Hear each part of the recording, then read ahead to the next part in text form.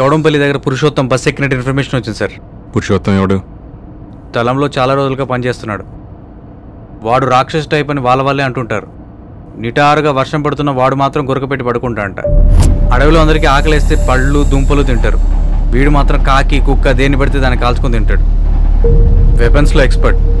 ఒంటి చేత్తో ఎల్ఎంజీని హ్యాండిల్ చేయగలడు. సార్ అదే బస్సు.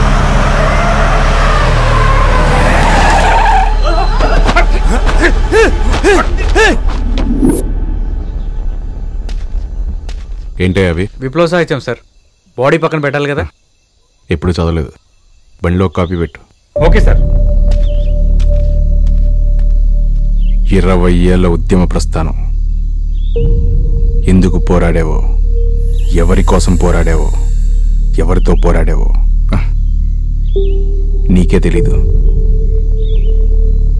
మినిమం 30 మీటర్ల నుంచి ఏం చేయండి సార్. అవి వాడకండి. 303 వాడండి. ఒక్క దెబ్బతో అయిపోద్ది. ఇమ్తియాజ్. ఏంట్రా? మొన్ననే తాజ్ పోకరిచింది. దవాఖానా పోయిస్తుంటే మీరు పట్టిండ్రు. ఒంట్లో ఏం బాగులే. నన్ను విడిచిపెట్టు, నీకు పనికొస్తా. కానీ నా 3 మాటలున్నాయి. 1, నా మీదున్న కేసులు మొత్తం మాఫీ చేయాలా.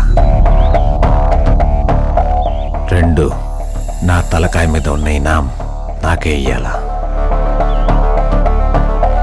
3, నేను బయటకు వచ్చాక ఏదో దందా పెట్టుకుంటా. దానికి మీ పోలీసు వాళ్ళ సపోర్ట్ కావాలా.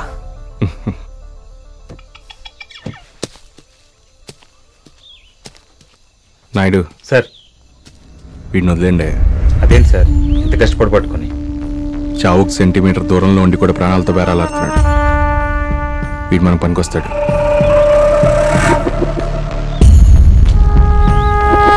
నువ్వేం చేయాలంటే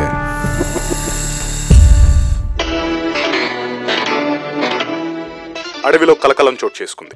స్టేట్ కమిటీ సభ్యుడు సవ్యసాచి, అతడి భార్య అహల్య, మరో 16 మంది నక్సల్స్ ను పురుషోత్తం అనే దళ సభ్యుడు కాల్చి చంపాడు. అయితే ఇది పోలీసులు చేయించిన కోవర్ట్ ఆపరేషన్ అని, ముందుగా మత్తుమంది పెట్టి దళం మొత్తం స్పృహ తప్పాక పురుషోత్తం కాల్పులు జరిపాడని అంటున్నారు.